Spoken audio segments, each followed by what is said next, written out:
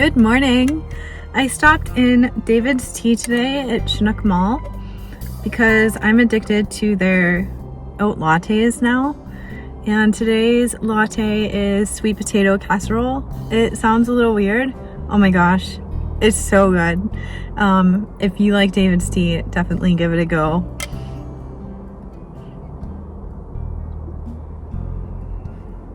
I'm just so addicted to it now. They also have one that's called honeydew boba, and it's not the actual boba drink, it's tea. So I get it in a tea latte, and it's also fantastic. But I've been going there like 3 or 4 times a week now.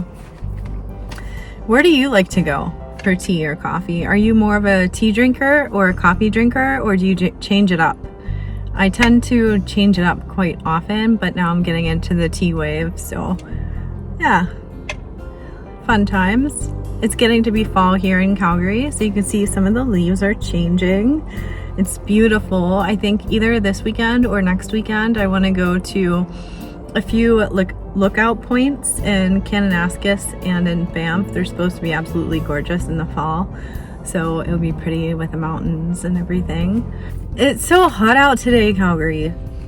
What is going on? I had to roll my windows up and put my air on. I'm just like dying in the car today.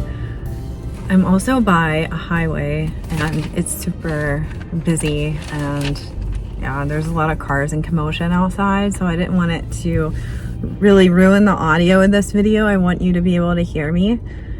But today's topic is condensed liquidized medication versus crushed pills.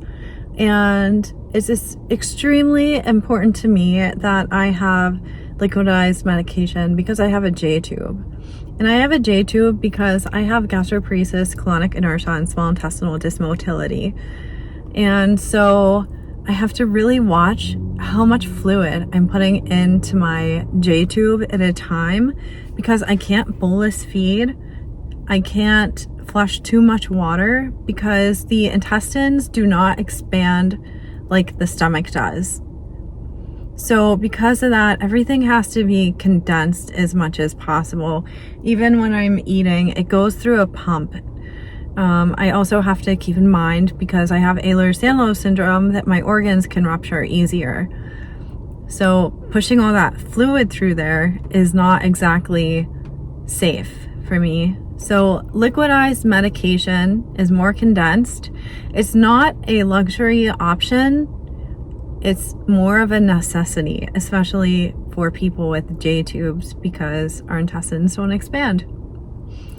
Also, when we're pumping more liquid into the J tubes or gastro tubes, I don't know about you, but I tend to get more nauseous the more I pump stuff through at one time, which means I have to take Zofran, which means that that's more money coming out of my pocket to the pharmacy. So if I can minimize that as much as possible, it's about minimizing symptoms, risk, and just staying on top of your health.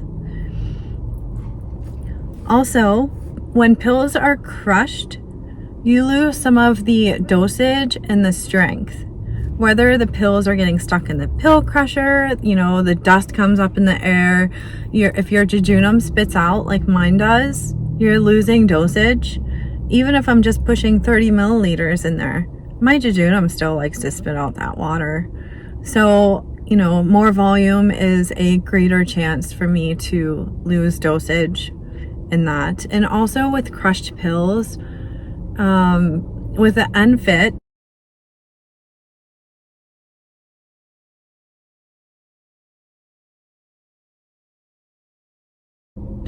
do you guys know why we have NFIT supplies now? It's because healthcare workers didn't know what they were doing, and they accidentally killed too many feeding tube patients. And instead of educating everyone, because we're in that specialty field, we had all of our feeding tube supplies changed over to NFIT. How scary is that?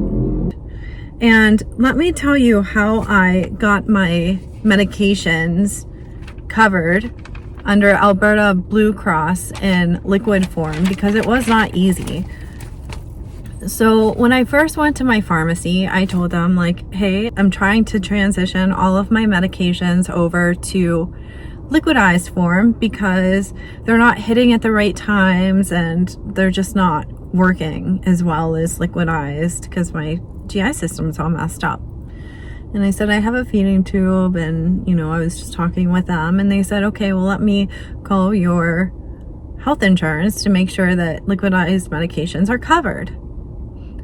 So they ended up calling me back, the pharmacy did, and they said, Alberta Blue Cross is not covering your medications.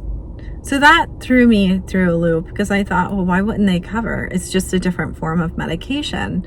So I called Alberta Blue Cross and I spoke with this lady and I said, I have a feeding tube. I need all of my medications covered in liquidized form because I can't do crushed pills anymore. It's just not working. And she said, oh, I'm sorry, we don't cover any liquidized anything under your insurance plan. And she's going through, she kept putting me on hold for like 10 minutes, and yeah, she just said it's not covered. So I ended up going on social media and complaining because I didn't know what else to do.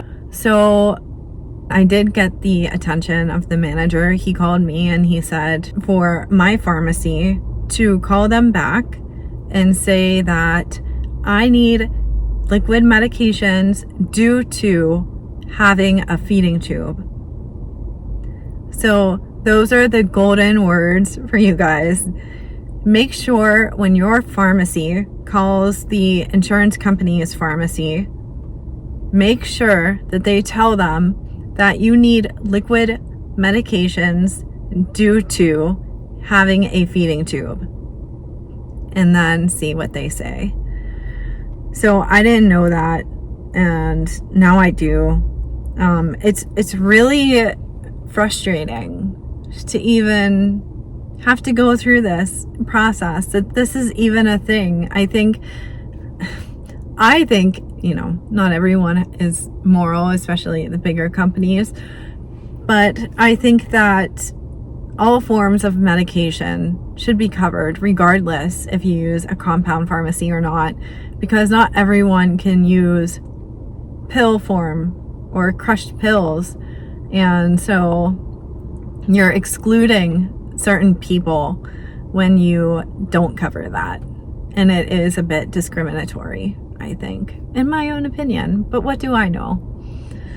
So anyway, that kind of sums up the discussion for today. If you can think of any other reasons why liquid medication is much better, especially for people with a J tube versus crushed, please put it in the comment section below. Just because it's, more education for people. If you have an insurance company, especially if you're in Canada or the States and you got yours covered, please tell people in the comments how you got it covered and what your insurance company is, so that if people are watching this video, they can scroll through and have resources. I really want this channel to be about getting the help and the care that you need and that you deserve.